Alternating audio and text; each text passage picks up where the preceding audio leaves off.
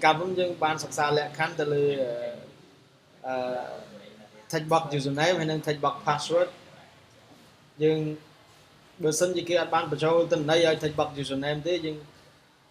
ở trên message please provide username hay to message nó lừa errors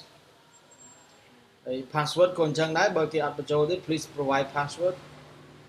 ở bữa sân gì kia cho hay nhưng sắc xa lẹ khăn thì elif sân bà password đấy nhưng rộp chấm luôn tua so với mới thằng ta viết tất chính phèm bữa sân như password kia bị cho chấm luôn tua so tất chính phèm nhưng ở trên message please provide password more than 5 characters thì họ ở trong khối bữa sân như kia bị cho thử lẹ khăn tam nhưng trong ba nó hỏi bên này thả error vì smart thực tế tại bữa sân như cái line error smart thực tế đấy cứ bên này thả cái line đại kia mình cho từng đấy thử lẹ khăn tam từ dương trong bạn bữa sân chi áp thử thế anh đi với ba chi miền đã xóa miền message store tốt ấy trên cái smart thì cái lại nó cứ chỉ cái lại là dương thử vô username hay nó password để cái vay bị cho lớn từ compareในក្នុង database thằng ta username hay nó password vì miềnในក្នុង table user lại nè chương môn nâng tự xây nhưng sắc xa lẹ khăn tờ lơ tách bọc từng pi cho môi nâng HTML file nhưng đại đã này require ở đạo hồi ấy nè và từng HTML file từng cô thì ví dụ bạn sắc xa lẹ khăn hỏi ấy chương bờ sân chi admin error cả làng thế nhưng tờ hào method mối tiết method found a file nhưng đó đầm lay thì username hay năng password bữa sân chỉ việc file khơi những bọn thì found và anh chắc là function file này nhom nâng bậc cao lấy ấyในក្នុង page user មានន័យថា function file នេះគឺមានន័យថាវា find user ចង់ដឹងមើលថាតើ username ហើយនឹង password ដែលគេបញ្ចូលនេះវាមាននៅក្នុង table ពិតប្រាកដរបស់យើងទេ table user បើមានអូខេគេវាយត្រូវគេ login ត្រូវusername password ចឹងទី1យើងសិក្សាលក្ខខណ្ឌទៅលើតំណែងឲ្យគេបញ្ចូលសិនដល់ពេលគេបញ្ចូលហើយបានយើងយក username ហើយនឹង password នេះយកទៅ compare ជាមួយនឹង table user ថាតើ username ហើយនឹង password នេះវាមានអត់ណាបាទអញ្ចឹងដើម្បីសិក្សាមើលថាតើ username ហើយនឹង password ដែលគេវាយហ្នឹងវាមាននៅក្នុង table user អត់វា match គ្នាអត់ខ្ញុំទៅបង្កើត function file មួយឲ្យ function file ហ្នឹងធ្វើការឲ្យខ្ញុំនៅក្នុង page user បើសិនជា function file នេះវា file រកវារកមើល user នេះឃើញខ្ញុំបោះឲ្យ file តែបើសិនជាវាស្វែងរកអត់ឃើញទេខ្ញុំឲ្យវា return false ឲ្យ file អញ្ចឹង file វានឹងរក្សាទុកនៅលទ្ធផលពី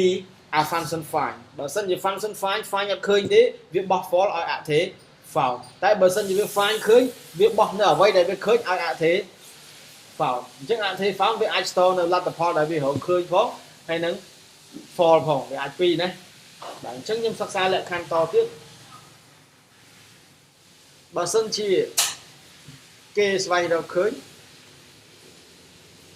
បើសិនជាស្វែងរកឃើញខ្ញុំឲ្យវា redirect ទៅកាន់ page index ព្រោះគេរកឃើញមានន័យថា username ហើយនិង password ហ្នឹងគេវាយត្រូវអញ្ចឹងខ្ញុំឲ្យវា redirect ទៅកាន់ page index តែបើសិនជារកអត់ឃើញទេ error ទៀត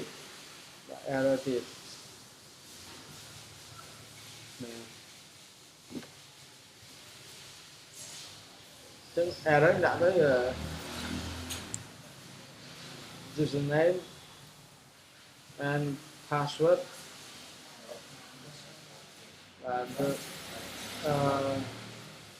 username and passwordចាំទៅច្រឡំដាក់ invalid ទៅ invalid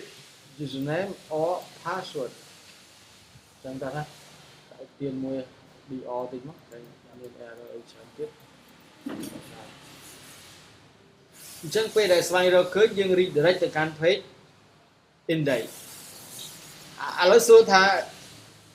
function ដើម្បី redirect ទៅកាន់ page មួយទៀតយើងប្រើ function នេះគេបាទ header ណាប៉ុន្តែយើងបានបង្កើតredirect function redirect to ហើយនៅណា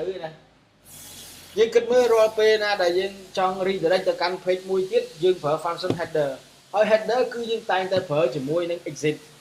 បាទឧទាហរណ៍ថាអញ្ចឹងខ្ញុំឲ្យវា header ទៅកាន់ page គេហៅថា index.php អញ្ចឹង header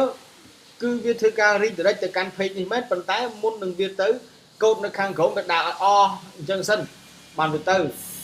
ជាទូទៅ header គេឲ្យវាទៅត្មងមិនបាច់ឲ្យវាដើរចប់ទេអញ្ចឹងគេតែងតែដាក់ exit នៅខាងក្រោមអញ្ចឹងមានន័យថាឲ្យតែយើងចង់ redirect ពី page មួយទៅ page មួយដឹងតែមាន exit ដែរ header exit វាពីរដងអញ្ចឹងយើងបង្កើត function មួយ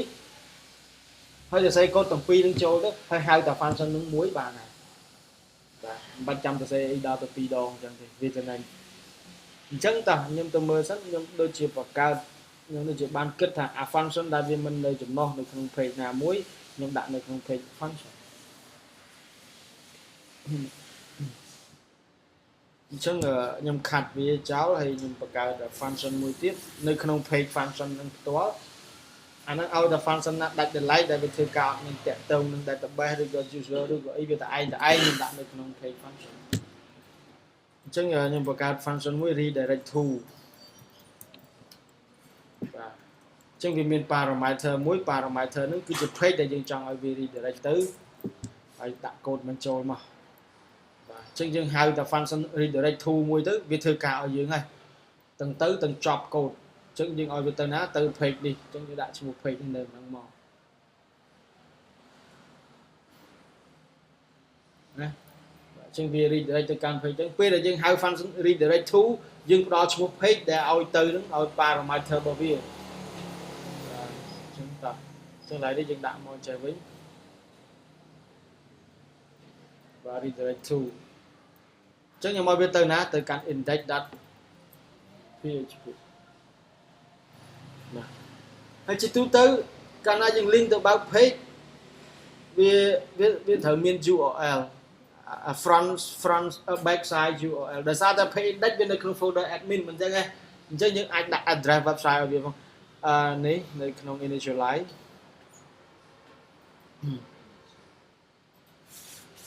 front back side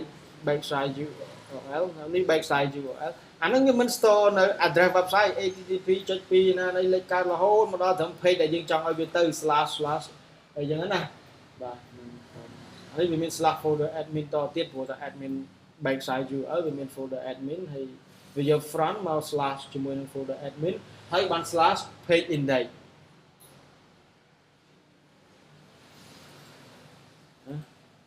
បាទ / page index ជាធម្មតា